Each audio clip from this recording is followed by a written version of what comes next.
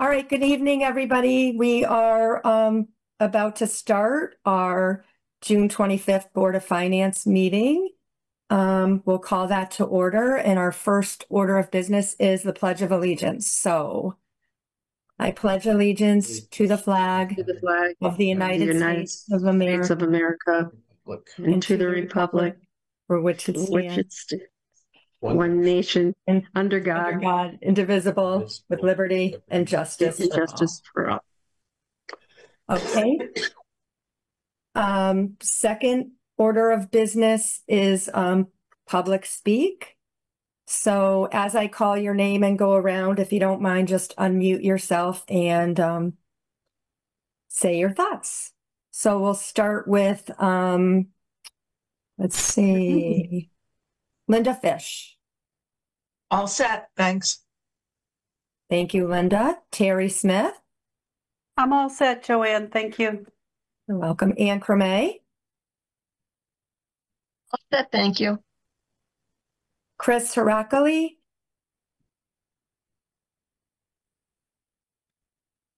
Chris's staff. Now, I realize that. I noticed that at the other meetings they call everybody. Thank you. Val Bruno. All set, Joanne, thank you. Kathy Maldonado. All set.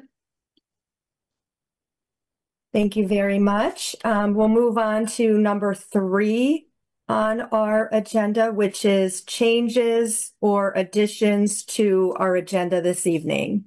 Does anyone from the board have any changes or additions they'd like to do?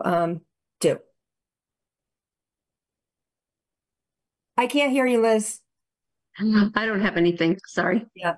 I'm kind of on the fence myself. I'm the one that added a couple items to this agenda because I think it's important that something that was discussed at a Board of Selectmen meeting and referenced a Board of Finance action, that we talk about it as a board, because it was our action that was talked about or, discussed at that meeting. I think it's important that our board also weigh in on that. But I also think, and I know we have our auditor here. Thank you, Michael, for joining us from Mahoney Sable and Company, I think it's called. So we're lucky to have him tonight. So we're probably going to bring up a couple things during that discussion of the audit too. But I definitely wanted to put it on our agenda because I think it's important that we discuss it as a board. Noticing that Bill and Mark aren't here, it might be better to have all of us talk about it. You agree, Liz? So, Yeah. You all think so? I think we can't have these discussions with half of us, Right. or not half, but even missing 2 key members or 2 members of the board, whether it was, go ahead, Kim. I'd like to make sure that we do discuss it tonight. Oh, you want to? I'm happy to. I'm the one that put it on the agenda. We can discuss it, but I'd like to further discuss it some more too. It's non-productive if we as a group don't talk about things together. And I feel like when we hear it from second parties, it's not always the complete picture, but all right, then we'll keep it on the agenda and maybe bring it up again next month. So that's all I have. Any other changes or deletions tonight? Okay. With that being said, we'll move on to number 4 of our agenda, which is our, I retitled it because I think it's important. It was brought to my attention as audit review, but I think it's good for our minutes and notes to always have the year we're going to be discussing on there. So it's our, fiscal year 2024 Town of Andover audit review with Mahoney Sable and Company. And I'll turn the meeting over to Michael, who can present to us. I wish Cheryl was here tonight. I appreciate that Chris is sitting in her stead, but I think it's important to have our treasurer at these also in case any of us have direct questions, but here we are. So Eric, I don't know if Michael needs his presentation put up or whatever, but all set for you, Michael. Thank you. Mike, you should be able to share your presentation directly. All right, I will share now.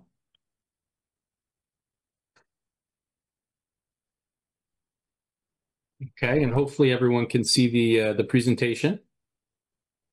All right, and then again, just as an introduction, my name is Mike Van Deventer. I am a partner at Mahoney Sable, ultimately responsible for overseeing the audit and issuing the reports. Hopefully by now you've all received electronic copies of the reports that were issued in connection with the audit. I also have this presentation that will really provide an overview of the scope of work, the audit results, and then it'll include our required communications. And obviously, I'm happy to answer any questions that any of the board members may have. So with that, turning to slide 2, as far as the scope of work, really no changes from prior years. So we did do an audit of the town's financial statements. We performed that audit in accordance with both the auditing standards issued by the American Institute of Certified Public Accountants, as well as the government auditing standards issued by the Government Accountability Office. In addition, based on the level of federal and state funding that was received and expended by the town, we did perform both federal and state single audits. We also perform an agreed upon procedures engagement on the end of school year reports that are filed by the school district with the State of Connecticut Department of Education. So in connection with each of those services, we issue reports, but we do also provide some non-audit services for the town. So we do assist in the preparation of the financial statement, the schedules of expenditures of federal awards and state financial assistance, as well as the related notes. We also assist in converting the town's governmental fund financial statements to the government-wide financial statements. In order for the firm to be independent and be able to perform these services, management is required to oversee and ultimately accept responsibilities for them. And Cheryl, as the town treasurer, has accepted responsibility for those non-audit services. In connection with the audit, we do issue a number of reports. In terms of the report on the financial statements, we did issue unmodified clean opinions on the town's financial statements. Again, an unmodified opinion is expressed when we've concluded that the financial statements are presented fairly in all material respects in accordance with accounting principles generally accepted in the United States of America, and that is as established by the Governmental Accounting Standards Board. I do like to point out that our opinion does only provide reasonable assurance that the financial statements are free from a material misstatement, whether due to error or fraud. We do not test every transaction. There are significant estimates that are included in the financial statements, and therefore an audit cannot provide absolute assurance. But again, reasonable assurance is still a very high level of assurance. In addition to the report on the financial statements, we also issue a report on compliance and on internal control over financial reporting. If you read this report, I'd just like to clarify that we do not actually express an opinion on the town's compliance with laws and regulations or on the effectiveness of the town's internal controls. Essentially, during the course of performing the audit, if we become aware of a material noncompliance with laws and regulations, or what we would consider to be a significant deficiency or material weakness in the town's internal controls, we're required to include it in this report. And again, we did not report any material noncompliance of laws and regulations. However, we did report certain findings related to the town's internal control over financial reporting. And then just to give a quick summary, status update from the prior year audit findings, because whenever we do a current year audit, we always look at the prior year findings first. So in the prior year, we did have 3 findings. The first one was a material weakness in internal control over financial reporting related to the school district's general ledger maintenance. Based on the results of our audit this year, we determined that that finding was no longer necessary. And again, we did not repeat that finding in the current year. We also reported a material weakness in internal control over financial reporting related to the school district's bank and interfund reconciliations. Again, based on the results of our audit work this year, we did repeat that finding, but we lowered the severity of the finding from a material weakness to a significant deficiency. And again, that was based on the overall results. We saw some significant improvement in those reconciliations. We did have a few adjustments. but they really only impacted the bank and the interfund accounts. They had no impact really on the Board of Education's expenditures, and therefore we only reported it as a significant deficiency this year rather than material weakness. And then the last finding was a material weakness in internal control over financial reporting related to the reconciliation of the towns and school districts' general ledgers. We did repeat that as a material weakness in internal control over financial reporting in the current year, and I'll provide some additional information on that finding on the next slide. So as I mentioned, we did have some current year findings, both that were repeated from the prior year. The first finding was a material weakness in internal control of financial reporting related to the reconciliation of the school district's general ledger with the towns. So just to make it simple, the town has historically tried to capture the activity of the school district within the town's general ledger. That process results in duplications of entries, and sometimes those entries do not agree with each other. So my recommendation is that the town no longer record or attempt to record balances and activities that are already being accounted for on the school district's accounting system. So that should limit the number of transactions that are being reported, and it should reduce the amount of reconciliation that needs to be done at year end. So again, the recommendation moving forward would be that the town treasurer does not attempt to duplicate the school district's trial balance on the town's trial balance. The second finding, again, a significant deficiency, internal control over financial reporting on the bank and interfund reconciliations. Again, we did identify certain adjustments that were needed to reconcile the cash and the interfund balances. Again, those adjustments were really just balance sheet related. They didn't have an impact on the district's overall expenditures. So again, we continue to recommend that the school district perform their detailed monthly reconciliations and ensure that their financial information is complete and accurate. One of the issues that we did identify with the reconciliations is that there were some adjusting entries that were recorded after the reconciliations were done. So again, the recommendation there is that you just go back and update those reconciliations for any adjustments that may be recorded after they were initially performed. So Joanne, I can pause here to see if anyone has any questions on the reported findings. I can continue through the presentation and then just open it up to questions at the end. You let me know what your preference is.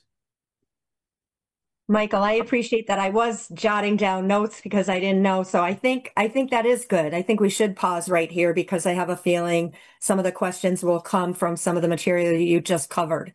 So I'll open it up to the board. Does anyone have any questions for Michael right now on the information he just went over?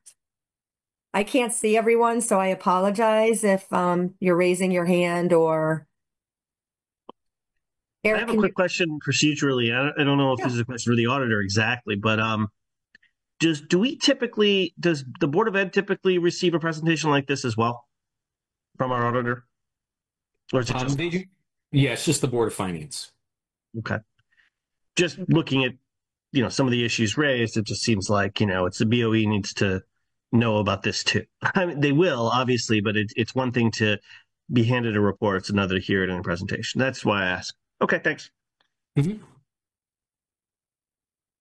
Caitlin, I see that your hand is raised. I'm not sure if we're opening. I think we have to have the Board of Finance ask these questions right now since it's our meeting. I know that I believe in regards to what Rob just said that the Board of Education receives the report as well. Oh, okay. Sorry, trying to keep up with everything. I'm not used to always being the spokesperson. I wondered, and forgive me if this is going to sound so like elementary or whatever. Are you, like you said, a lot of the problems, I wrote down the trial balance and detailed monthly reconciliations being recorded afterwards. Are you recommending, Michael, that we actually not break away? I know that they have to come together and everything has to match up because it's the town that gives, that funds the money to run the educational system and that. So are you saying that the town, like Cheryl and Chris, are constantly trying to play catch up and match the records that are there? Because it's all coming back to me too, from prior years. So in my mind, the town would account for any activities related to the school district that impacts the town's accounts. So when the town is funding appropriations, or if they receive funding for the Board of Education, obviously those will have some kind of impact on the school district side as well. So those things need to be reconciled. However, I think what's been trying to be done in the past is you get to year end and, the town tries to duplicate the trial balance that the school district has already basically maintained. And therefore you can end up with trying to, duplicate entries, if you will, to accounting systems. So I think the reconciliation can be done. And then, again, I think it's important that the Board of Ed continue to provide the monthly financial information to the town, to provide the trial balances to the town. So they have that information. Again, I just don't think they need to duplicate the entries on the system. No, thank you for explaining that further. I guess I was going to, right, because clearly now you feel, and I know it's come up from Board of Finance members, I don't know if they're going to ask the questions themselves tonight or not, but they wish they could have a little bit more detailed reporting, of what goes into all of the lines. But are you feel when you go in and you're doing the audit of, I know you see the town side and you work with the Board of Ed and their accounting software, are you feeling like you're seeing what you need to see there on their software, or what you work with to reconcile? I mean, I work in a school myself, so I know the lines that we have in budgeting things. Right. Yep. No, we see, all of their information in their general ledger, all of their expenditures by line item. So all that information is available. Okay. Anyone else out there have any questions for Michael for what we've heard so far? I guess we're good so far. Thank you for that pause. Okay. We can continue. Again, we issue a number of reports. So in addition to those reports, we did issue a federal single audit. And in this audit report, we do actually express an opinion on the town's compliance with your major federal programs. So for fiscal year 2024, the total federal awards that were expended was approximately $1.5 million. The major program was the Coronavirus State and Local Recovery Funds, or the ARPA funds. We did issue unmodified clean opinions on compliance over that program, and we did not report any significant deficiencies or material weaknesses over grant compliance. That being said, during the course of performing our testing, we did identify an instance of non-compliance that we did report, and it related to failure to file the required annual compliance report in a timely manner. Again, that report was subsequently filed, but again, it did not impact our opinion on the major program. The primary compliance requirement that is tested is allowable cost. Again, we had no issues with the allowable costs, and therefore the failure to file that report did not impact our opinion, but again, it was required to be reported. In connection with the state single audit, we issue a similar report. For fiscal year 2024, the total state financial assistance that were expended was approximately $2.6 million. Of that, about $485,000 was considered non-exempt and subject to our audit work. The major school programs was the school readiness and competitive grant municipalities and the town aid road grants. Again, we issued unmodified clean opinions on compliance over those programs, and we did not report any significant deficiencies or material weaknesses over grant compliance. Next. Yes, Joanne. I'm so sorry to interrupt, but since it's okay. just this one page. So were you surprised we didn't file the correct report on the federal side? Was it a big, sorry, looking at this, it was, they didn't report in a timely manner. Right. So my understanding was, I think that the treasurer was not aware of the requirement at the time. So again, when we performed our testing, we asked for the report. I think she realized at that point that it hadn't been filed. and then it was subsequently filed. So again, from a reporting perspective, it didn't really have an impact. It's not like you're going to lose funding because you didn't file the report timely, but it is a compliance requirement, so we do have an obligation to report it. Okay, thank you. And can I ask a question? So when you do have to report a finding, what does that mean for us? What does that mean for the town? You said in this case, it wouldn't affect any further funding, but what are the ramifications? So this is just this is a reportable instance of non-compliance. It did not have an impact on our major programs or our opinion. So if we modified our opinion, that's when you could have an impact from a federal award perspective. So again, this is more of just informational, if you will. In terms of the other findings, again, the town will continue to have to file a corrective action plan with the Office of Policy and Management, and again, could be subject to review by OPM as well.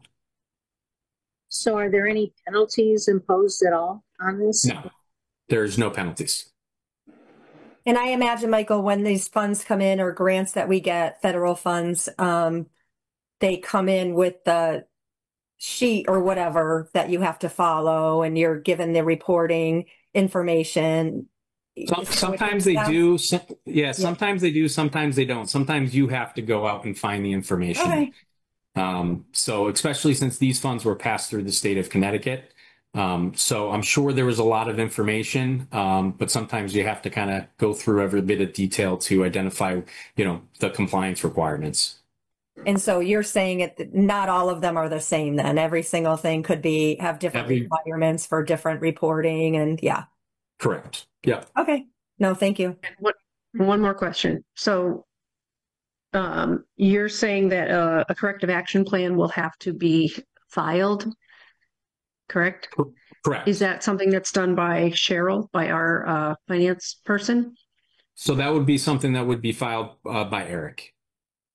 Oh, by Eric. And okay. Yeah. So he's aware of everything that needs to be done, right, Eric? Correct.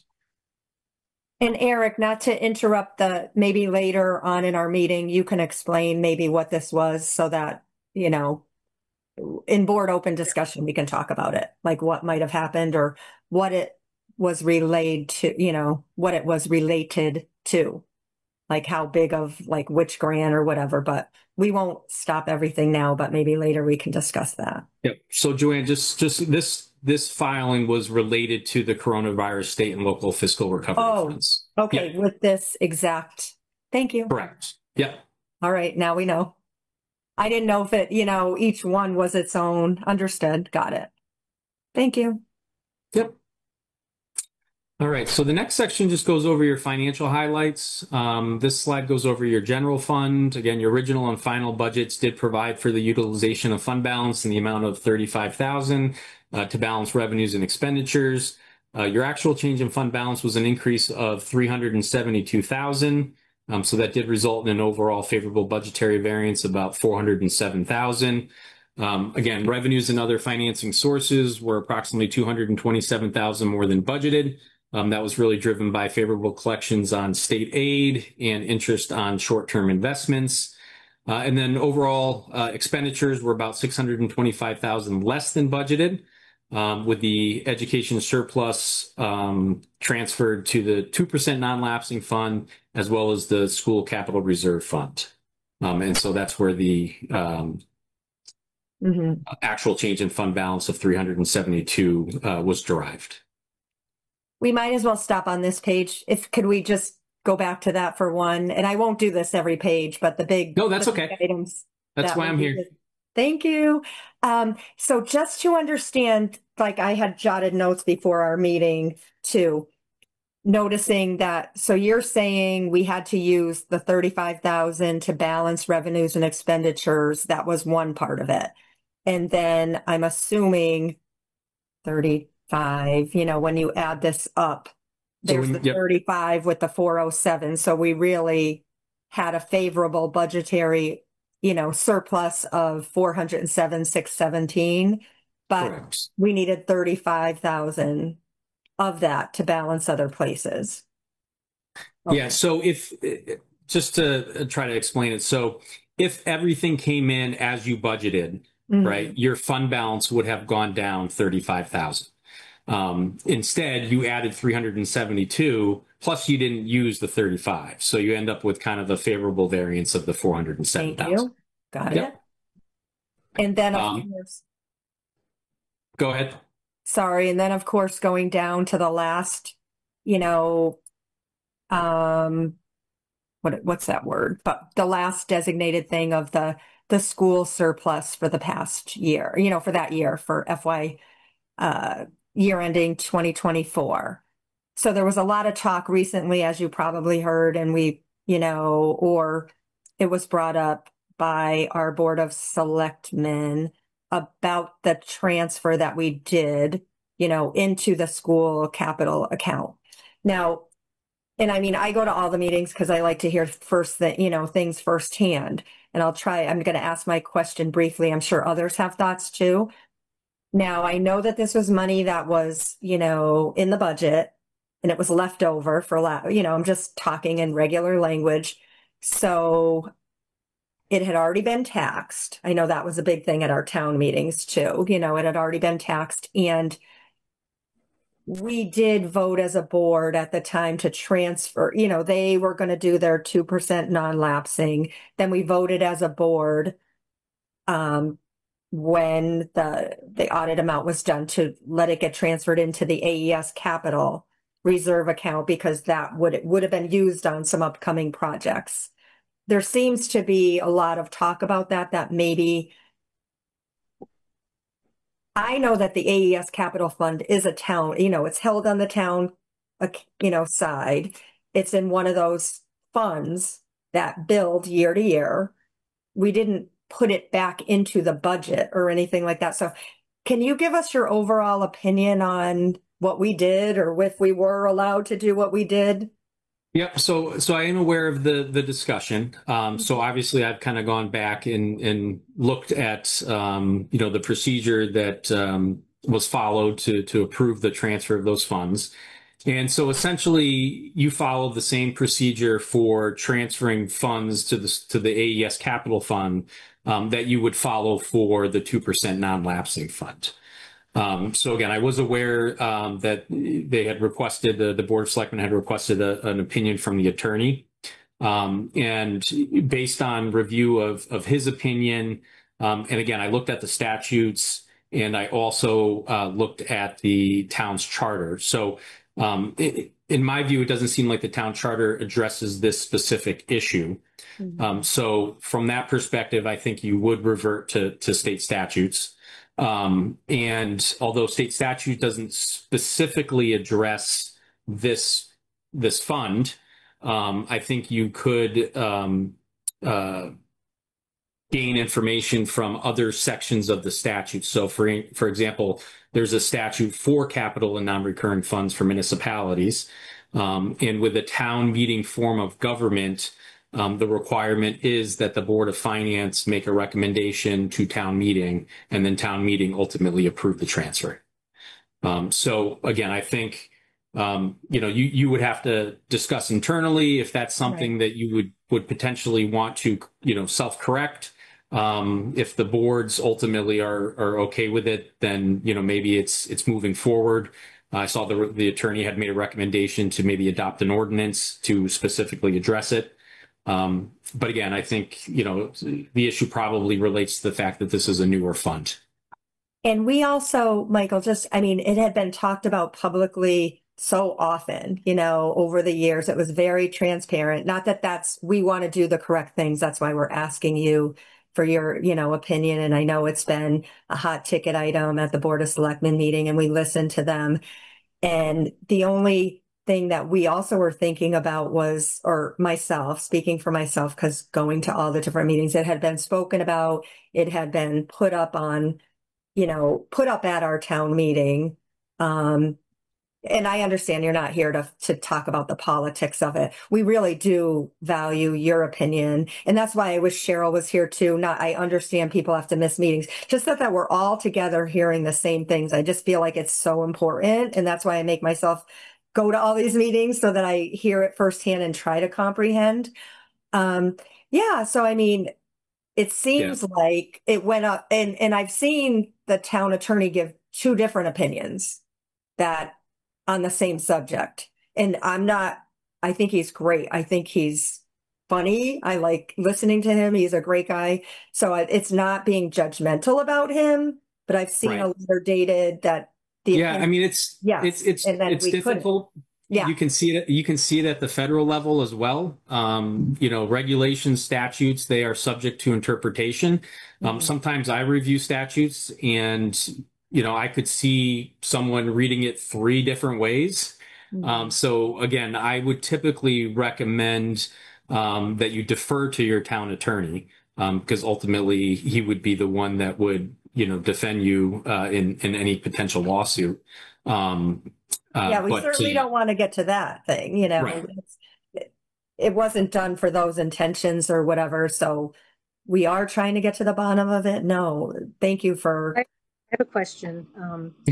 Go ahead. I know the Board of Selectmen did stated that they feel that it was done incorrectly, the transfer. And are you obligated as the auditor to correct that if the Board of Selectmen states that it was done incorrectly? Or is it the Board of Finance that needs to make that determination? Or is it both? It would be both. I mean, when we talk about financial statements, these are the town's financial statements, and that includes all boards and town officials. So ultimately, internally, you would have to make that determination. And then we would come to you to do what needs to be done. Correct. Okay. And then you said we should default to whatever the town attorney you suggest or would recommend, which is smart, because he covers all things, because as you know, just to wrap it all up so that we don't talk about it for too long, because we'll talk about it again. It sounds like, they did take a vote at the Board of Selectmen meeting the last time. And like you had mentioned, they talked about maybe going forward, because I don't think they had the votes to do maybe what they wanted to do. And, it was brought up that it's been talked about at town meetings. And so there was a little bit of a gray area, and even the town attorney was on the call too. So I guess we'll have to state, so he weighed in again. And people had plenty of questions. So ultimately, the Board of Finance for the town of Andover wants to do the right thing. So we thought we were, or had no idea with that. And the suggestion was where the money was going was a fund for the school. So it seemed, so we'll wait and see. Yeah. And again, I understand this is kind of a new fund for the town. So procedurally, again, I understand that it was done, in good jest. It's not something that I identified as being an issue. So again, once I became aware of it and kind of looked into it more, again, that would be, my opinion, being a town meeting form of government. And if you follow some of the other examples within statute, but again, the state, it's one of the things for how they changed that process for the 2% non-lapsing fund. So again, that's a specific statute that they authorized that kind of overrode that process of getting that legislative approval. And so I'm thinking that you probably can't apply that to the capital reserve fund unless it was specifically stated within the statute. Got it. Anyone else with questions on this issue? Okay, thank you so much for the time on that. So the next slide goes over your governmental fund financial highlights. So overall, the town reported combined ending fund balances of about 5.1 million. That was an increase of about 1.1 million from the prior year. Again, about 1.8 million was in your general fund. So that was an overall increase of about 372,000. 180,000 of that had been assigned for use in your fiscal year 2025 budget. That left a remaining unassigned fund balance of about 1.6 million. That represents approximately 13.1% of your general fund budgetary appropriations. And that was sufficient to cover just over a month and a half of your general fund budgetary expenditures. So again, the recommendation from the GFOA is that municipalities maintain a reserve of approximately 2 months.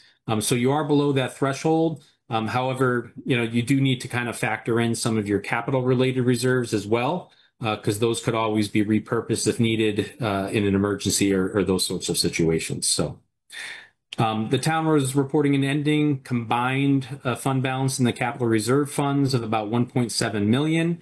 That was an increase of about 655,000 from the prior year, and that's primarily driven from budgetary transfers to fund your various reserves. So again, those amounts are committed for capital purposes. The town was reporting 3 deficits in fund balances. So there's a small deficit in the transfer station shed repair. There's a $64,000 deficit in the equipment reserve fund, and there was a $13,000 deficit in the building maintenance reserve fund. Again, based on my discussions with Eric, it was just a timing issue, and the transfers were being made in fiscal year 2025 to cover some of those deficits. And then all of the other funds of the town totaled approximately 1.5 million, which was an increase of about 101,000 from the prior year. And again, all of those amounts are either restricted or committed for various purposes. And again, there are detailed schedules within the financial statements that show the activity for all of the town's individual funds. This last section just goes over our required communications. The first item here talks about our responsibility under the auditing standards.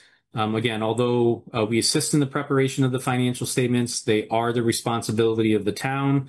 It's our responsibility to perform our procedures and express our opinions on those financial statements.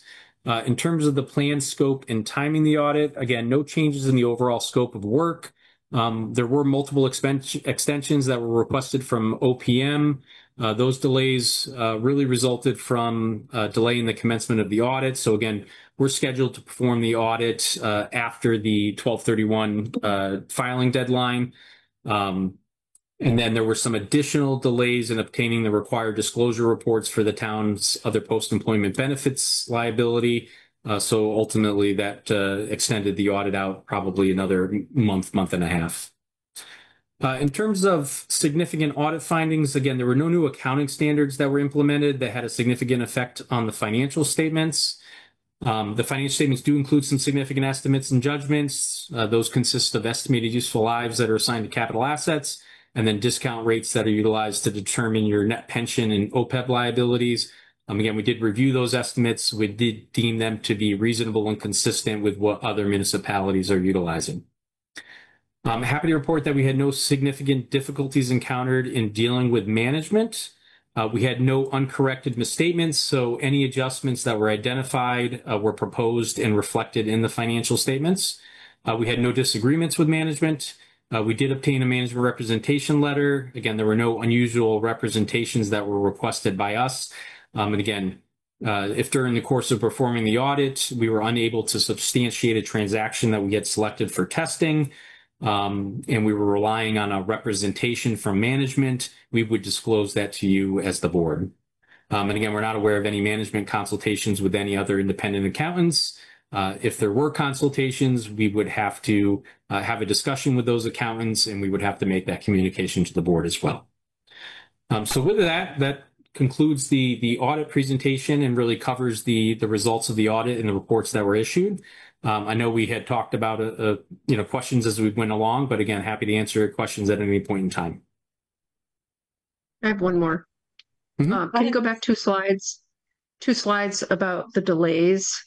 Do you have any recommendations, or can you clarify more where the delays, like if there was a bottleneck, where it was, and what can we do to prevent that? Yep. So right now the town, we do schedule the audit to be performed on extension just from a capacity perspective. And just so the board is aware, I think over 50% of the municipalities in Connecticut file on extension. So there's not enough governmental auditors that have the experience to do the audits. There's really only probably 4 or 5 firms that do the audits. And as a result, there's just not the capacity to get everybody filed by the 12/31 deadline. So initially, those extensions were as a result of the audit being scheduled on extension. And again, OPM does not penalize a municipality for filing on extension until after the following fiscal year. So again, if you didn't get your audit issued by June 30th, 2025, then that might be an issue for OPM. And that would typically be a result of not the auditor, but probably issues within the audit itself. But again, we had some additional delays due to the disclosure report from the actuary for the other post-employment benefit liability. The information, I guess, maybe wasn't provided to the actuary in a timely manner. As a result, it took them longer to get the disclosure report back. So that's something I've already discussed with Eric for future years. So again, I don't think that should be an issue going forward. Thank you. Thank you, Michael, for that. I guess I had a follow-up question for Liz, just that I know that we are aware as a board that, you know, there aren't enough of the governmental auditors to go around. And so we're on your schedule at a certain point. And then it's been great to see that each year it's gotten done a little bit quicker. I understand that, you know, just the capacity of everything that has to be done. So it's nice to hear too. I think I'm withholding tonight, understanding that there's no penalties until after a full fiscal year behind. So we're glad that we're on your schedule and that it's getting, hopefully, you know, year after year that Cheryl's been involved with you, and then it seems to be getting smoother.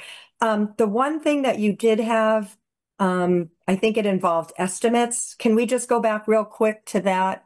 I think it might be, do you feel like, are you saying in our budget, there's a lot of, estimates, discount rates? Yep. So I should clarify. So the significant estimates and judgments are really on the full accrual basis of accounting. So that's your government-wide financial statements. Okay. So that does not impact your budgets. That's some additional information that external users may use, such as like bond rating companies or OPM, to evaluate some of your liabilities, your long-term liabilities. But those don't have a direct impact on your fund financial statements or on your budget. Okay, thanks. I didn't know if it involved us estimating too many. Got it. We have members of, so I want to ask our Board of Finance a question. I have no problem with, it looks like Caitlin, she's the Board of Ed board chair, would like to ask the auditor a question. I have no problem with that. I mean, they're taking time out of their night to come join this meeting. So is anybody opposed to any questions being asked since Michael's here? I think it's great that they're taking an interest in, you know, coming. So obviously they have an interest. Sorry, Caitlin. But go ahead, Caitlin. Go ahead, unmute yourself and ask your question for the auditor. Okay, thank you. Again, I'm sorry. So I have a couple questions also. One is specifically about in terms of the town reconciliation on a monthly basis. What reporting are you recommending that the Board of Ed give to the town on a monthly basis? Is a summary report okay? Do you want bank statements? Like, can you be specific on what we should be sending on a monthly basis? Yeah, so my recommendation would be, you know, from a financial reporting perspective, your budget to actual reports that the Board of Education would receive. So again, I know those are made available via the Board of Education minutes, but I think, you know, those can certainly be passed along to the town as well. I also think it's probably appropriate for the town business manager to provide the bank reconciliations and the trial balance on a monthly basis to the town treasurer. Again, it's kind of that oversight function, if you will. You know, so that's the information that I would recommend gets provided. Okay, so just to summarize that, you're saying like our budgetary reports that those are already sent, and then also bank account statements as well on a monthly basis. Is that what you're asking? Yeah, to the town treasurer, correct? Yeah. Yeah, but I think for the Board of Finance, again, I think just the budget to actual reports would be sufficient. Okay. Thank you. And then my other question is really in regards to this whole thing about the capital fund for the school that was created. What happens with money at the end of our school year that we end up wanting to transfer or to possibly go into that capital account? To some degree, if we have money left over because we were able to pay for things with grants, it would greatly affect our budget for the future year if we have a giant capital project pending and we don't have enough money for it. Like we would have to put that in our next school year budget because we don't have a separate capital budget. So I guess I know Joanne and everyone's saying like we have to wait to see what we're going to end up doing, but I just hope, and I guess I'm asking for your opinion on what we should be doing regarding that, because there's more ramifications about what happens to that money and how it affects a future budget because we don't have a separate capital budget. Caitlin, I don't mean to intercept. I mean, and Michael can answer that as well. I mean, we're asking his opinion on what's done with the balances and the accounting at the end of the year. Yeah. I think it's going to be town-wide. Again, I spoke publicly that I'm in favor of it because I understand there's a lot of projects that are coming up. And I thought it was great that the money that was left over would be put in an account for that. I mean, I'll let him speak to it, but I don't want to get too far off of what we should do as a town. I don't know, we want to keep the subject tonight for asking questions about this audit. Yeah. And as you know, because there's been a lot going on, every single town meeting, things come up. So, but I'll step away, but we want to kind of keep it. The future's going to be the future. I just want to ask for the future, and I just want to make sure that I'm hearing it correctly. You're recommending, obviously, to do what the town attorney says, but that Board of Finance would make a recommendation, and then it would go to the town meeting to approve a transfer of excess money that is over the 2% in order to go to the capital fund. Well, thank you for rephrasing. Now I understand what you're asking. I'm sorry. That's okay. I'm sorry. Can you just repeat that one more time? Sorry. Yeah. So I'm trying to paraphrase. So I thought what you said was follow what the town attorney says, but basically that the Board of Finance, Board of Ed would ask Board of Finance, and then Board of Finance would make a recommendation about what to do with that extra money to go to the capital fund. And then if they said yes, then we would have a town meeting to approve the transfer of that money into the capital fund for the school. Correct. Okay. Yeah. And again, there's 169 municipalities in the state of Connecticut. We do over, 25 municipalities, and they all kind of handle it differently. So I don't want to necessarily tell you that you have to do it a certain way. I mean, obviously capital planning is important. A lot of towns, the Board of Education is part of the town's overall capital improvement process, if you will. But we do have towns that have separate capital funds specifically for the Board of Education. So again, it's not necessarily, one size kind of fits all. Okay. Thank you very much. Hey, anyone else on the Board of Finance have any further questions about the audit results from fiscal year 2024? All right, seeing none. Michael, thank you so much for your time tonight. It's been great watching things, get streamlined, understanding things a little bit more, and appreciate, you. Yeah. I do think Joanne, I do think big picture this year's audit was much more efficient than prior year's audits. Again, I know we have findings that we've reported, but a lot of those findings were not as significant as the findings that were reported in the prior year. So again, I hope to see, continued improvement. Great. We do too. As do we. Yes. Yeah. It's nice to hear that we're improving on multiple fronts. That's good. Right. And thanks for educating us too along the way, because we definitely want to do things in the correct way and all of that too. So we appreciate that. Okay. So I All think, right. Well, I think we're all set. all right. Thank you very much. I appreciate it. Thank you. Mike, thank you for your time. Thanks for your Thanks, time. Eric. Okay, everyone. So we'll move on. Unless anyone, we could discuss things later, but I mean, I think we all had the opportunity to ask the questions we wanted to, and understand it a little better. And I think it's important that we have this every year.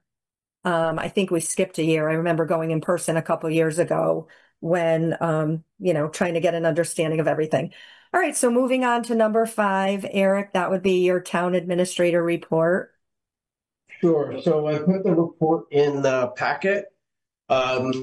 We are going to go through some employee transition, both in Public Works and with the senior transportation drivers, on top of the transitions that we're experiencing with the community center. So we're in a period right now of a fair bit of employee turnover. Are there other questions related to my report or things that you want me to go over? No, I saw it. I mean, you know me, I'm always going to ask this question, and I'm sorry that you're losing employees at this time. I mean, I saw your thoughts that are you going to follow just, again, you're the boss, so I'm just asking the question. Are you going to follow the procedure of the union? It sounds like you're not posting for a lead maintainer, the number 3, the level 3.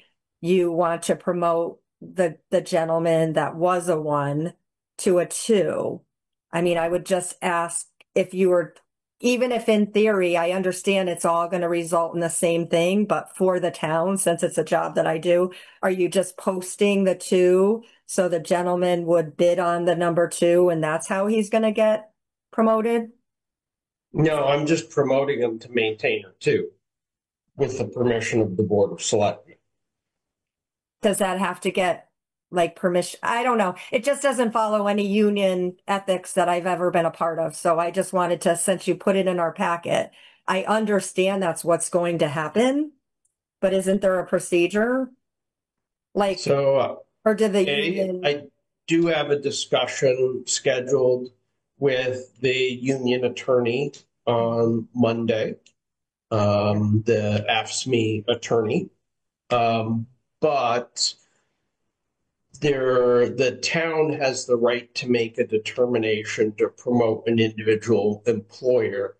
There's nothing in the contract that says what the conditions are for promoting an employer or an employee in that realm.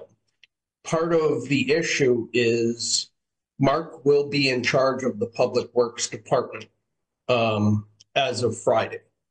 So I cannot have a maintainer 1 in charge of a department that only has maintainer 2s plus him.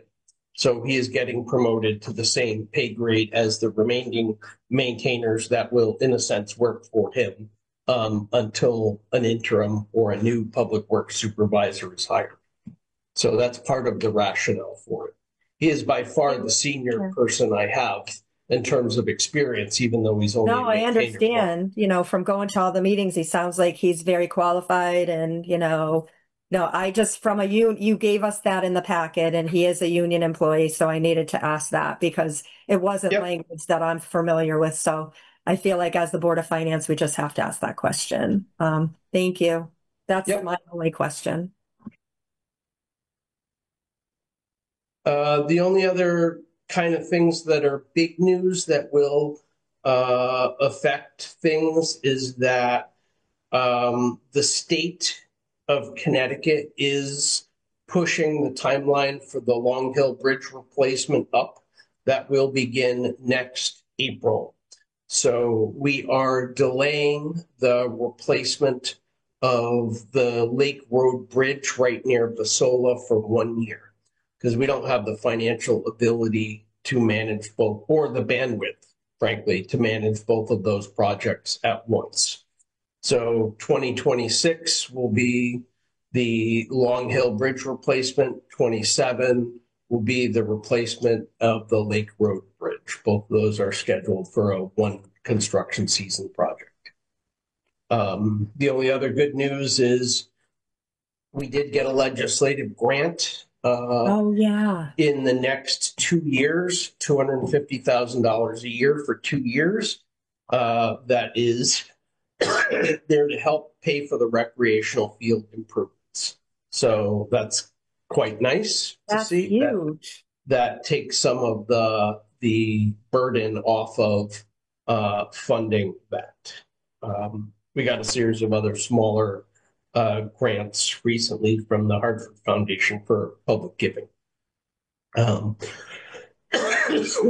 So that's about everything I have that's budget related as far as my report goes. Great job on that grant, Eric.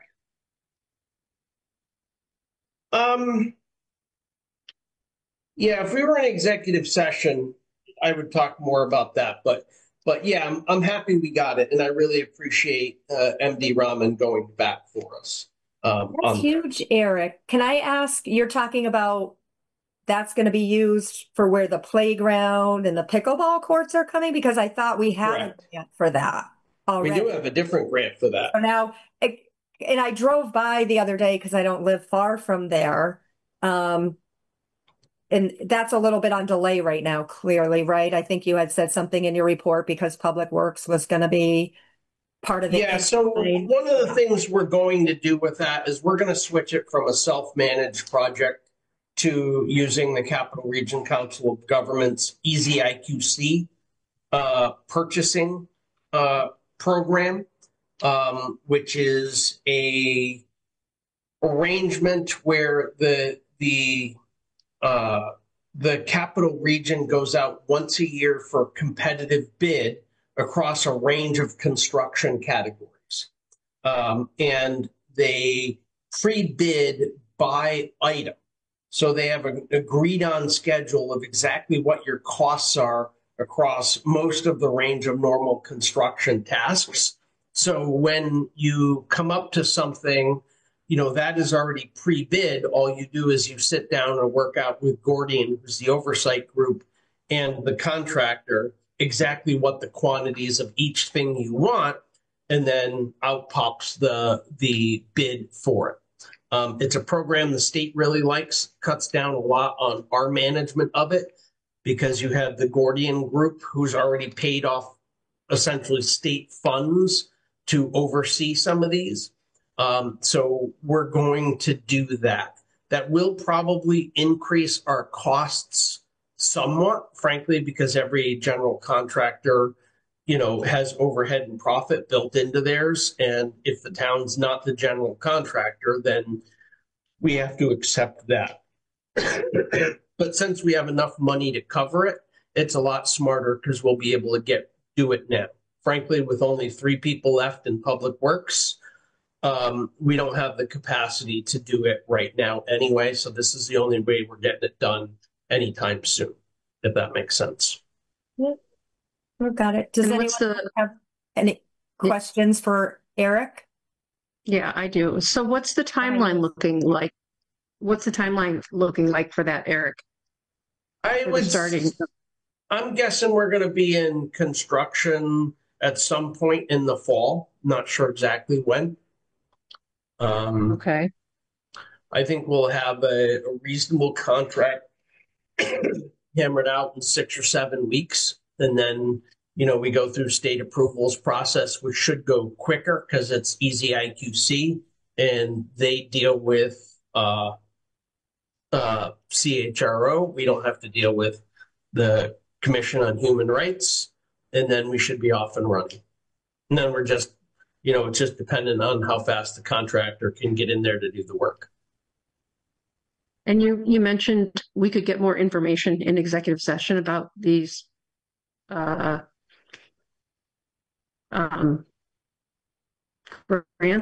Is that something worthwhile? If you want to talk about the legislative grant, we do that in executive session. Is anybody else interested in that? I'm kind of interested in that. Well, I'd like to get through the rest of our agenda, and then we could maybe have a quick executive session at the end of the meeting. And because I just think it's important that we all hear the info and we don't have all of our members, but yeah. But I don't know if we're able to add that, Eric. Is that protocol? We should have added it at the beginning. You can add it. You can vote. Can I make a motion? Session at any time you want. So at the end, you just make a motion to go into an executive session. So we'll wait till we get through and then we'll make a motion at the end. All right. So I'm going to go ahead. Can I just ask a quick question for something about the bridge project, the Long Hill Bridge, Eric? Your report says it got kind of moved up and stuff. Is that because of the condition? The state was basically like, look, we're going to shut the bridge down if you don't do this now. Is that what happened? No, it's not that. It's that the state is worried about losing, federal funds, and everything they can push up, they will push up. Got it. And this one is unique in that it does not require any takings. And that means the state does not, and the town does not have to acquire any land or any easements to make this happen, because it's already got a wide enough right of way there. And because of that, they think they can punch this one up 1 year sooner than they expect. So they fast tracked it. Okay, got it. Thanks. Yep.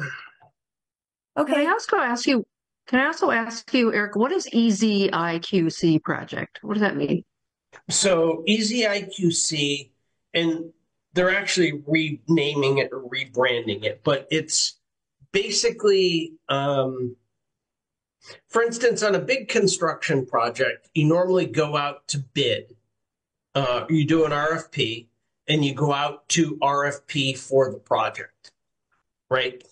And then, you sit there, you interview 6 or 7 companies, you make a decision what you want. EZIQC is kind of like a pre-bid arrangement. And by that, I mean, annually, the Capital Region Council of Governments in the state, not just the Capital Region, all the regions go out in a combined RFP. And they competitively bid construction projects based on unit cost. And by unit cost, let's say you were putting in sidewalks. A sidewalk would be so much money per square yard of material excavated, so much money per square yard of concrete, based on, the unit amount you're putting in. So by pre-bidding all of these and knowing what you're going to pay for each task and each quantity ahead of time, you're essentially pre-bidding the project. And it takes a lot of the guesswork out of the project and just cuts down on the time it takes to execute those. The town's done it before with the connectivity grant project, and came in under budget on that one. It had real good success with that. New Britain just did their new public works facility, did a $25 million project through EZIQC bidding. So it's very popular. It's done in a lot of towns. It's just a way of doing something that makes the logistics easier. Okay, thank you. Yep. I guess we'll move on to, if that's it for Eric right now, we'll move on to old business number 6. We'll go over the review of budget to actual, fourth quarter review of overall budget trends. I don't know if anyone has any questions regarding the budget to actual for Eric.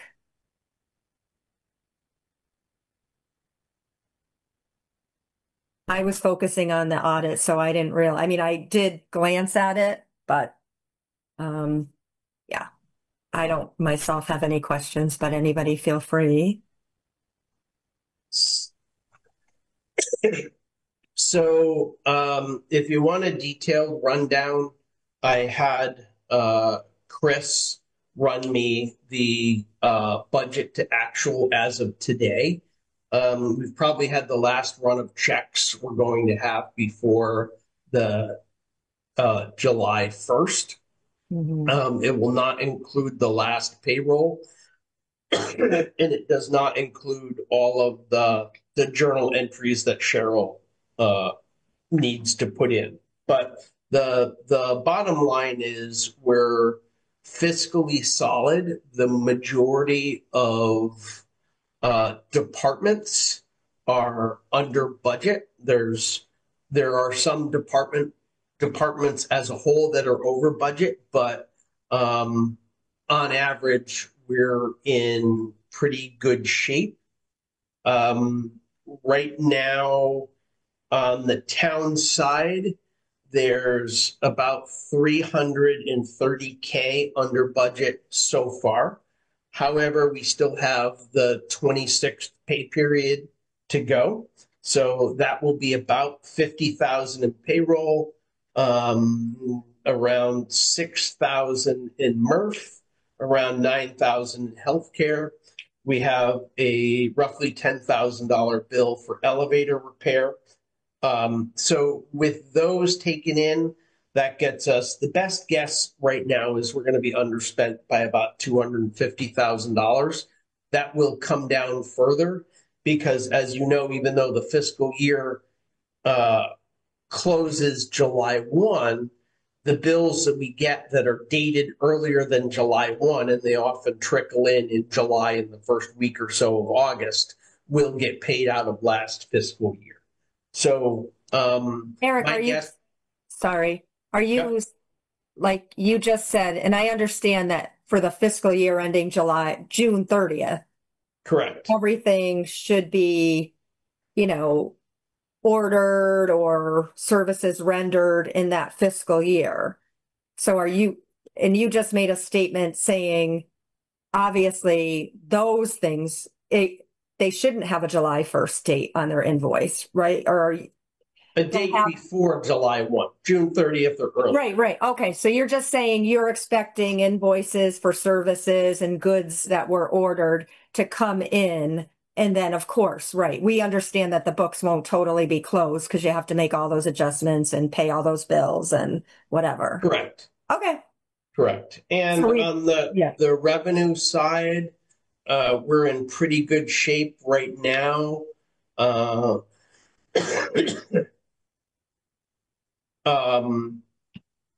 Overall, we're slightly less than as of when we did the last reconciliation.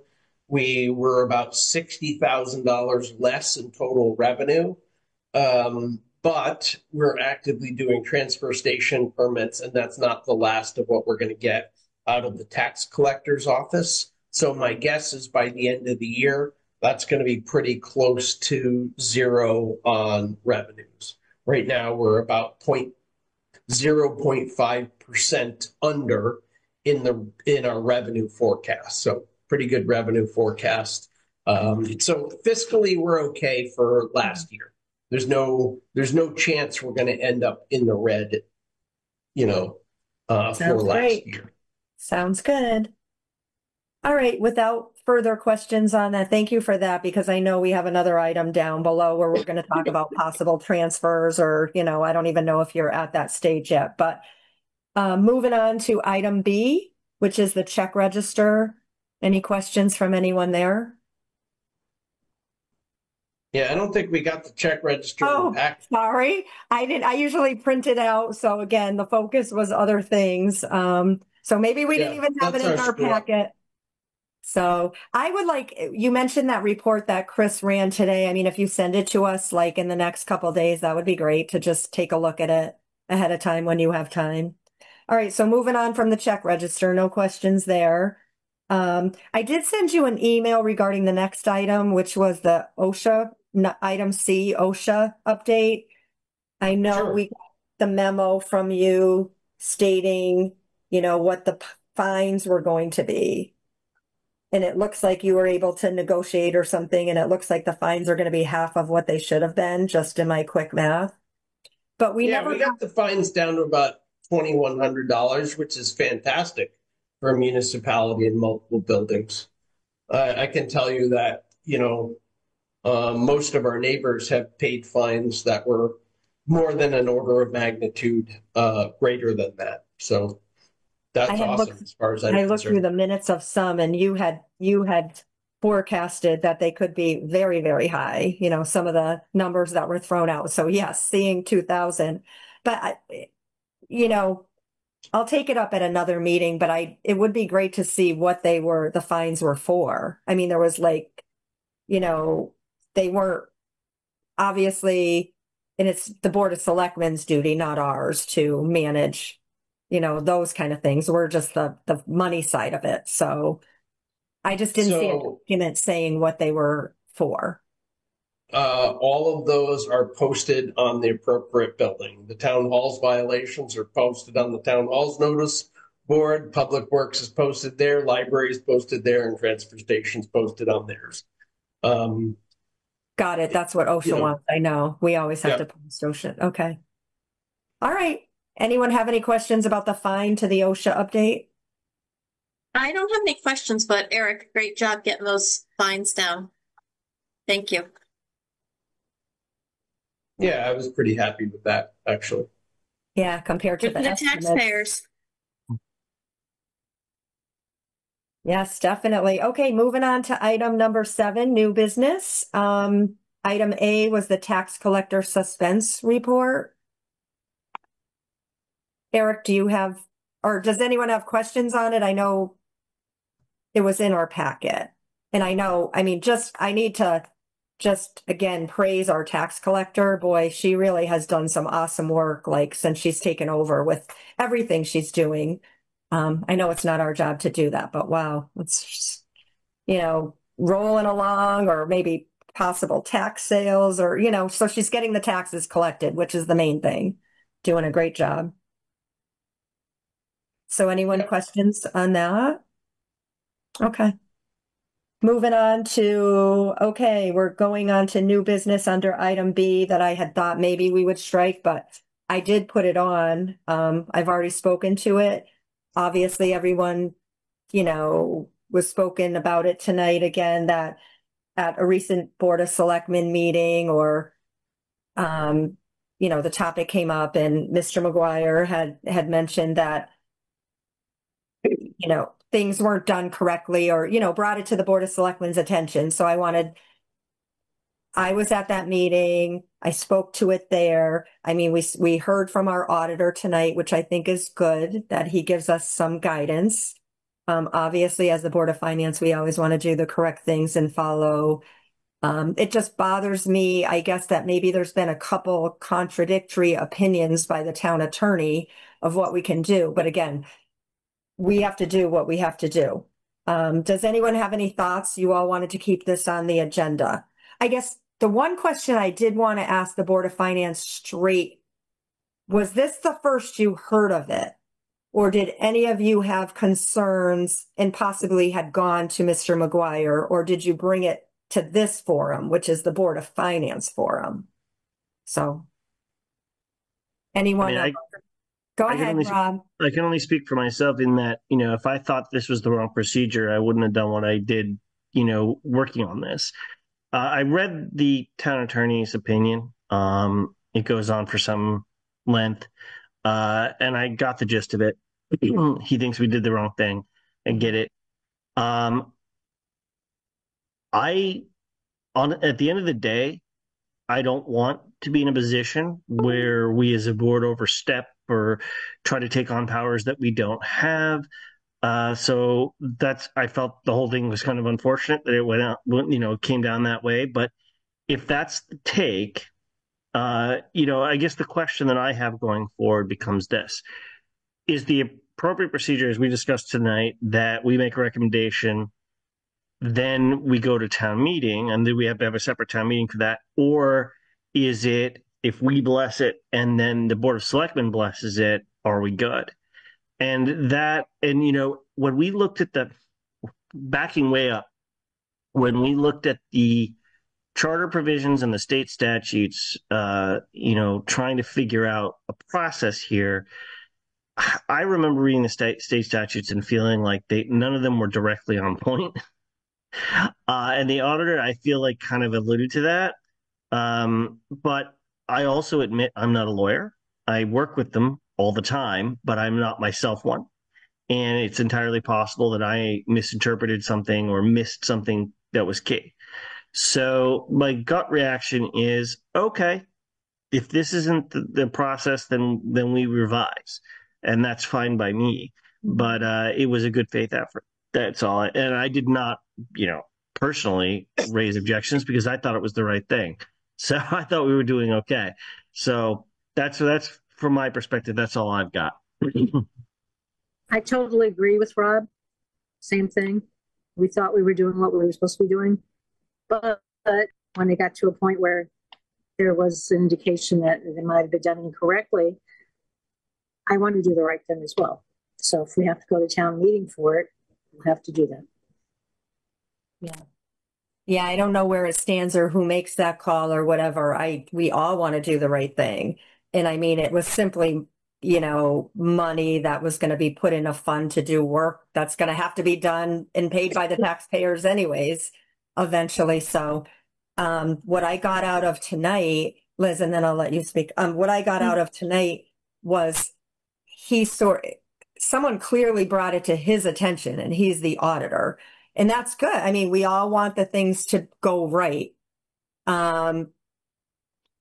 Like Rob said, and all I said, and I spoke up in every meeting, was just that this was so darn transparent because there were so many meetings. Like Rob, you and Shannon were talking about it. We were trying to go to the Board of Selectmen and have it approved, and then they didn't want any part of it. I mean, there's been multiple meetings, but again, none of that really matters now. We all know that it was all in good faith. The auditor said he thought it was, trying to do a good thing or, the right thing or,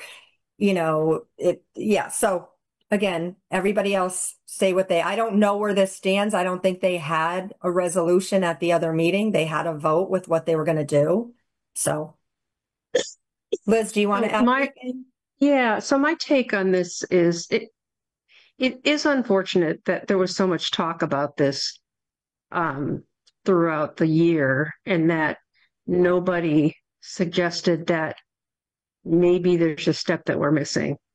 But my take on the way that it makes sense to me and that it needs to be handled is these are tax dollars the taxpayers have already, or these are dollars that the taxpayers have already paid. So to me, it makes sense. It's our job to fund the various accounts that need to get funded over the course of the year. So obviously these things need to be taken care of at the school. So this is no different than taking care of whatever the trucks and whatever that need to be funded for the town. So if that money goes back to the general fund, which would be the legal way to do it, we as the Board of Finance then properly make a decision how much, some, all, partial, how much of that money do we fund going forward for that capital fund? Because obviously we have to budget for it. And I think that's what the part that was missed is that it's our job to budget for it. And I think maybe that's the part that was missed. And since that money, somebody stood up in the town budget meeting and even said that, I've already paid money on those taxes, or I already paid taxes on that money, which made sense to me. And I'm probably not saying this right, but the point is, regardless of what happens with the money, it's our job to see that these capital projects get funded, just like any other capital building in the town. So we have to plan that during budget season anyways. Does that make sense? I appreciate that comment. That meant a lot to me too. The woman that spoke up said that the money had already been taxed. Mm-hmm. And so that kind of changes my mind about using the fund balance every year to reduce people's taxes in general. We landed on, that was a very good point she made. But I also thought, I don't think we were having her get retaxed by putting it in the AES Capital Fund, because that's one of those standalone funds. I'm not supporting nor denying it. It made me feel good that she wouldn't get retaxed. I mean, people were trying to say, oh, they're putting it back in the budget. But bothers me is I think I'm going to have a whole new perspective on things of how much of the fund balance I want to use to decrease people's taxes, because it is true.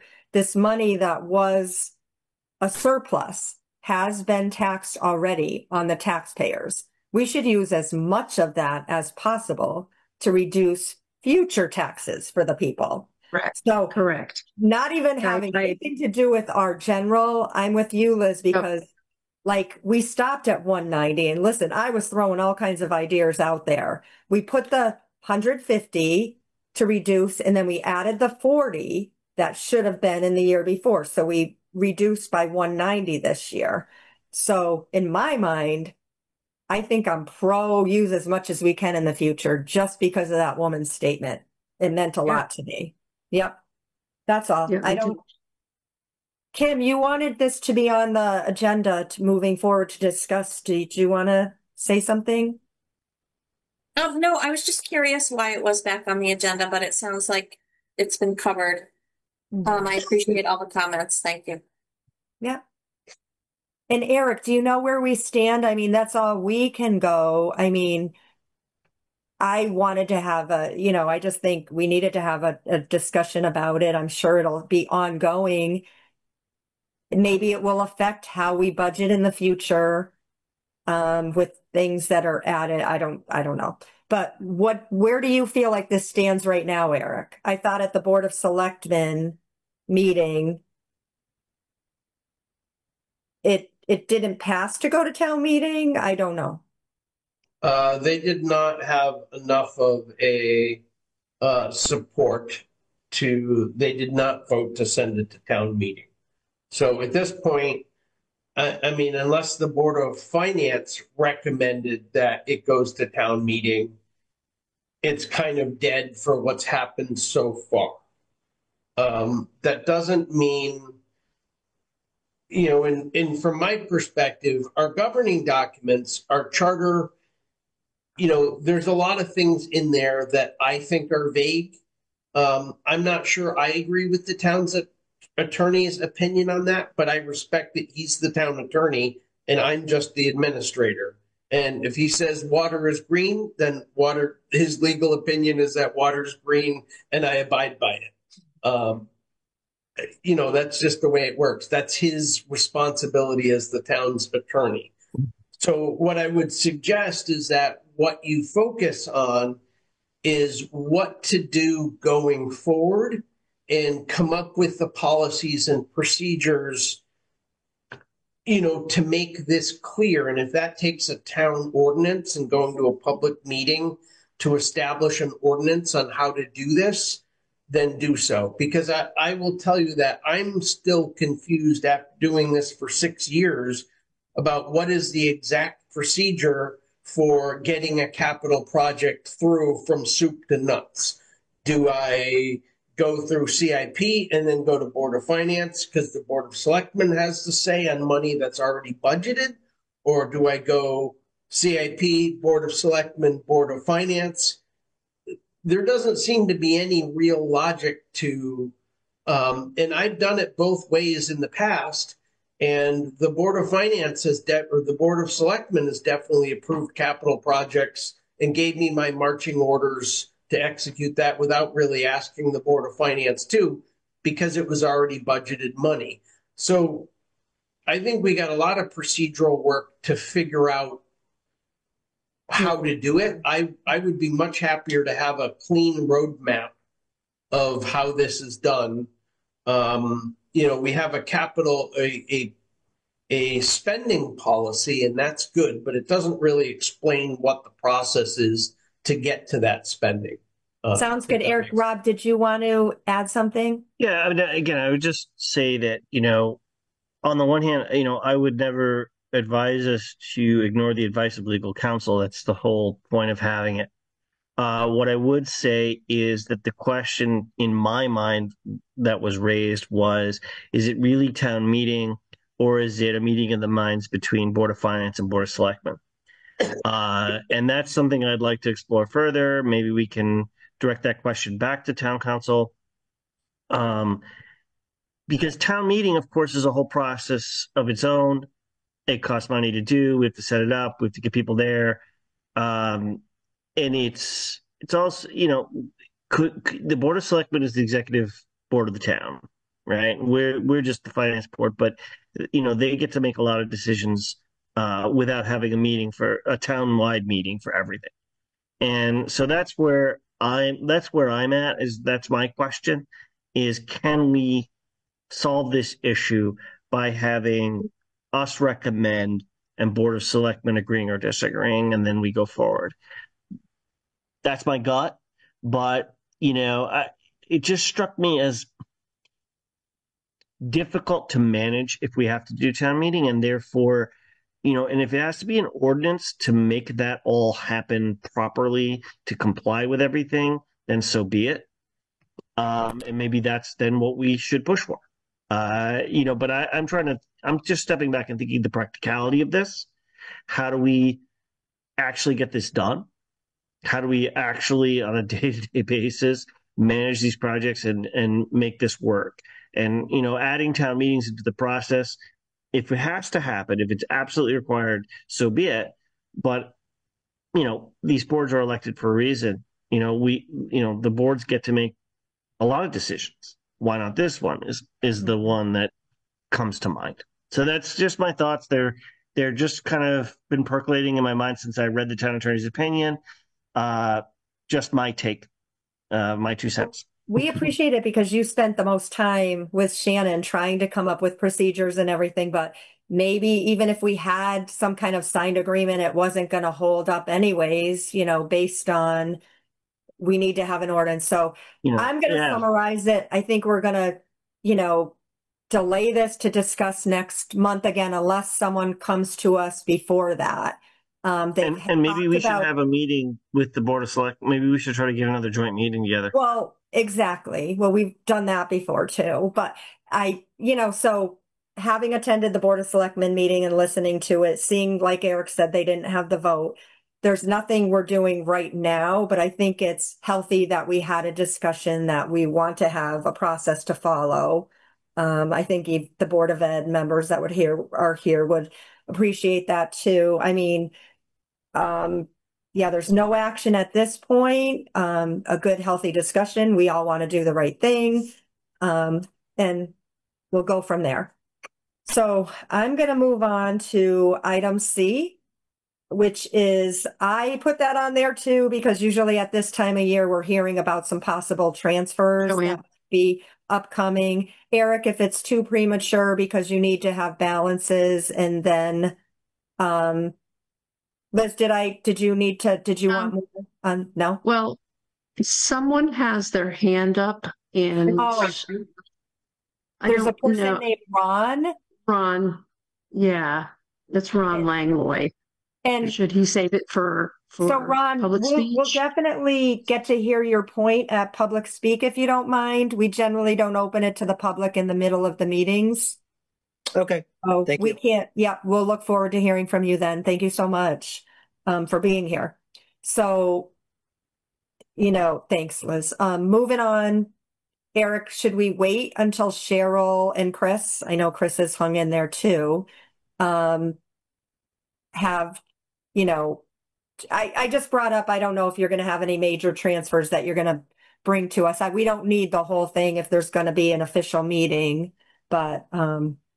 So there will have to be a meeting and you will have to approve the fund transfers. Yeah. Per the auditor, he's long said that we don't need to be leveling up at the individual line item. We only need to be department, at the department level. Currently, at the department or at the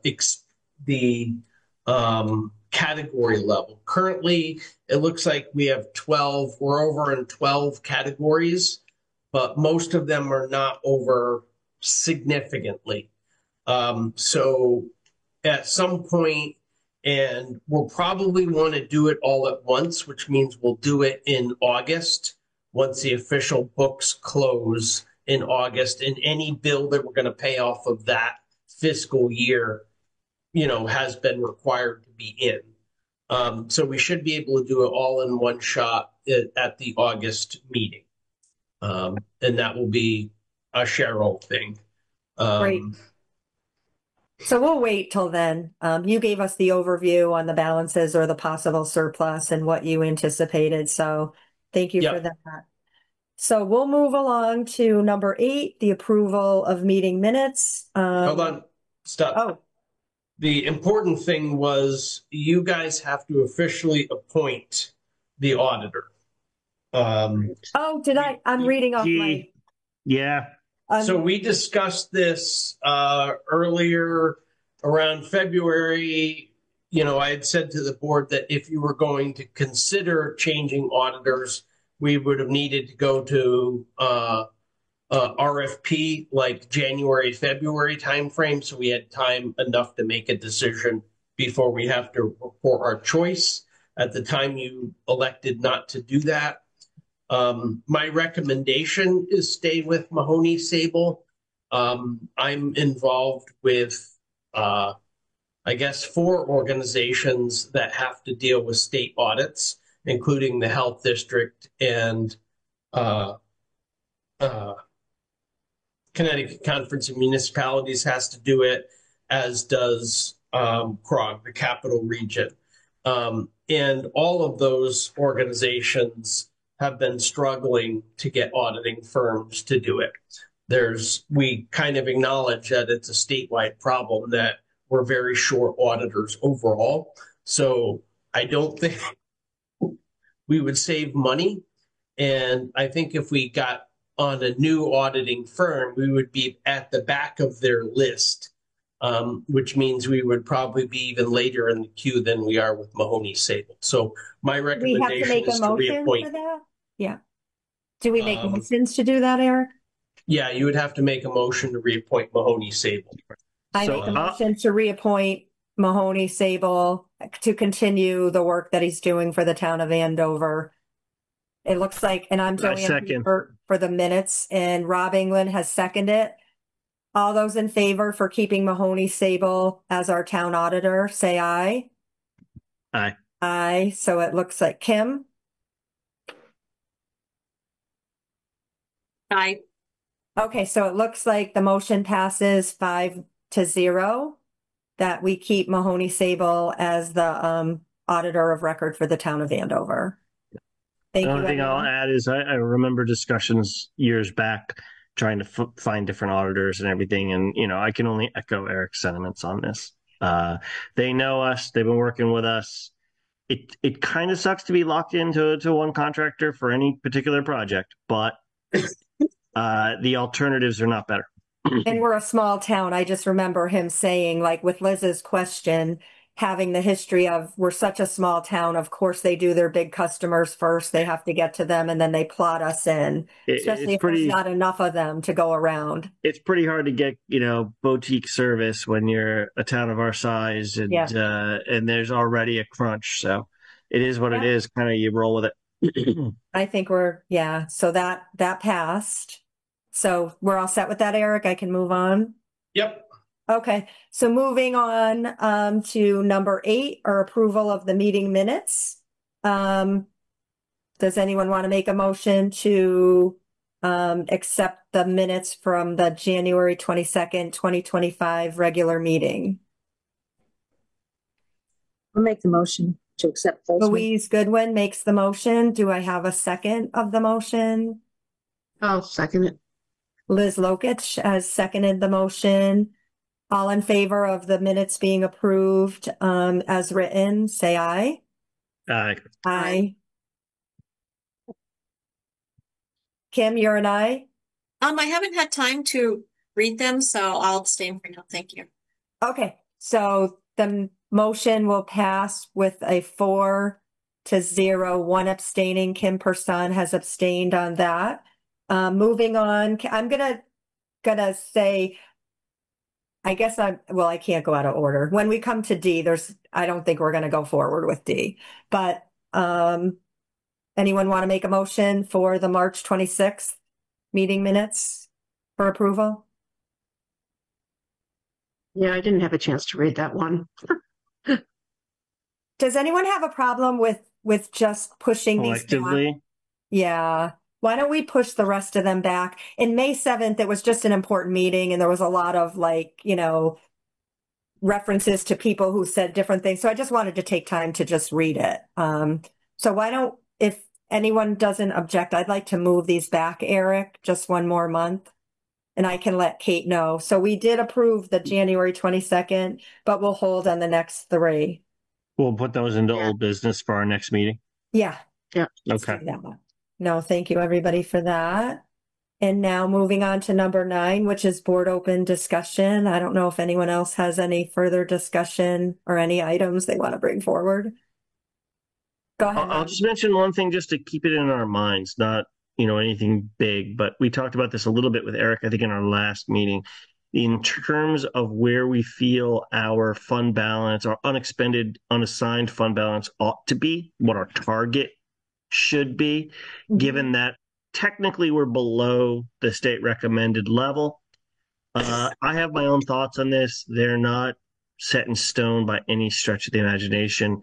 I've always been the sort of person who likes more savings than less. So I love the idea of just a general sense of why don't we try to pump that number up? But at some point, we should probably, when we have probably all our members, talk about having a specific target that we should try to reach. And that's just something I think everybody should just kind of keep in mind. Think about it. Think about what your own preferences are. Taking into account that we, in terms of what the rainy day scenarios are for our town, that we're not super flood prone or, some of these other things, that we do have pretty well-funded capital funds, but at the same time, we're not well below, but we're below that 2-month-ish figure. So do we want to shoot for 14 or 15 or whatever? Let's talk about that in a future meeting. Just that's my only thought for the moment. Let's not lose sight of it. And 6 months from now, wake up and realize we never made a decision.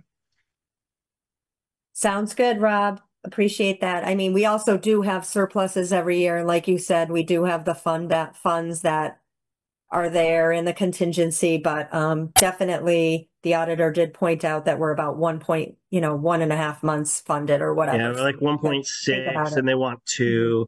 And our contingency fund is tiny, honestly. Right. Oh yeah, I wouldn't. That's I'm on the fence, like you said, or our small town, but we will. Yeah, thank you for bringing it. Anybody else have any open discussion items? Okay, hearing none. I don't know of any correspondence under number 10.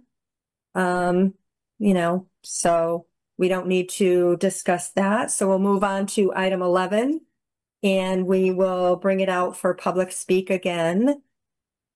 Liz? I had a question. I wanted to make a motion for the executive session to hear Eric out. So maybe we could do the executive session after public speak is what I'm thinking. Okay. Anyone else second that? I'll second that. Yeah. Okay. Liz Lokich has made the motion to go into executive session after public speak, and Louise Goodwin has seconded the motion. So we will do that after public speak. Okay, moving on to number.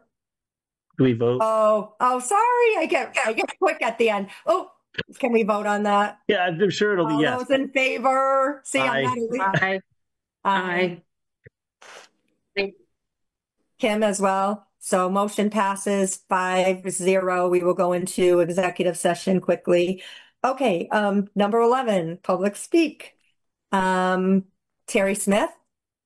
I'm all set. Thank you, everybody. Welcome, Valerie Brunel. I just want to say thank you for voting Mahoney and Sable in again. As he alluded to, things are getting better on both sides. They've been super helpful in the years with our Edmunds software system and working with Terry, and they've really done a good job on both sides. So I'm glad you guys voted to keep them. Thank you. Okay, thank you. Let's see, Ann Creme. Nothing at all. Thank you. Okay, Caitlin McIntosh Greenhouse. I just wanted to say thank you guys for having him come from Mahoney and Sable tonight. Just appreciate the review with the slide. Was very informative. And then on the front of what we do with the capital fund and how we fund that and procedurally what happens, I really hope that we can come to some agreement in terms of what we do want to go ahead. Just echoing other people's sentiments, it's frustrating that, you know, a person from your board and a person from our board spent over a year trying to come up with a tri-board policy. And then the Board of Selectmen did not want a part in it. And now we need to change things again. So hopefully we can get it finalized somehow. Thank you. Thank you, Caitlin. Kathy Maldonado?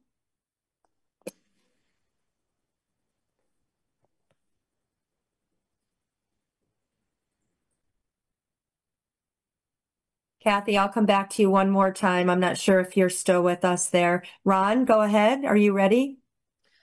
Yes. Thank you for having me speak. I was just listening to a few things. Eric is great. Sounds like it, what he's doing. My concern with what he was saying, where there's the Board of Selectmen can just go ahead and say, if for a capital budget, go ahead and spend it because we already have the money reserved without talking to the Board of Finance really bothers me, because it's like a husband not talking to his wife when he's going to spend some money, not knowing that something else was already used for that or that got moved. I think the communication should be better between those two when something's going to be spent, and just talking back and forth. It doesn't have to be a town meeting because the town appointed you guys to handle the finances, which is great. You guys do a fantastic job. I actually look at trying to maybe apply for that Board of Finance when it comes up. But what I was just saying is the communication there, I think, should be a little bit better. And like Rob said, we don't have to have a town meeting all the time for stuff like that, but at least communication between when money's going to get spent. The Board of Finance should be the people that knowing where it's going to be coming out of and what it's spent, even though it was saved for that purpose. That's all. Thank you. Can I address something real quick, if that's okay, Joanne? Yeah, go ahead. I just wanted to say, Ron, just so you know, all the capital projects all go through the Capital Improvement Committee, and the Capital Improvement Committee includes representatives from all the boards. And I am the Board of Finance rep on that. So typically what happens is somebody, there's a capital project that needs doing. It's brought before CIP. We ask our questions, what have you, and then we either bless it or don't. And then at that point, my job as liaison is to bring that to the attention of the Board of Finance. So on the one hand, the Board of Selectmen can still make their own decisions and do their own thing. But on the other hand, I generally feel that we do a decent job of not having it be some sort of surprise expenditure from a capital account just because the money is there. We generally know what's coming down the pike. And Eric is usually very informative in our meetings, telling us what's going on and what's happening, and what needs to be done. So on the one hand, yes, the Board of Selectmen can haul off and do whatever. But on the other hand, we are not in the dark or anything. The process does work to keep us generally informed as to what's going on. And that's what the purpose of the CIP, that's what it's there for, basically. So just FYI, it does work reasonably well, in my opinion, but that's just my take. Well, yeah, because Eric seems to be confused about which direction. He's looking for a clear direction to go to. The process, sort of the steps. What are the right? What's the order? That I understand, and he's not wrong about our charter. That it is easy to read that charter and think to yourself, "Gosh, that could be clearer." That's not wrong. Okay. I've been there myself, I assure you. All right. Well, thank you for your answer. Thank you, Ron, for taking the time and your contributions. We appreciate it. Kathy Maldonado.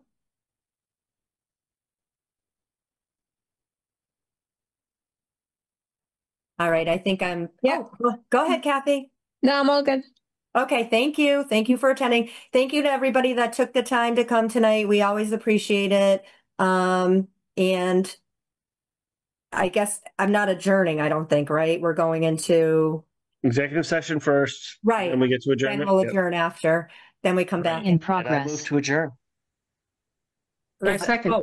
I move to adjourn. Can I have a vote No. on that, or you second it? Is that okay? I second it. All those in favor?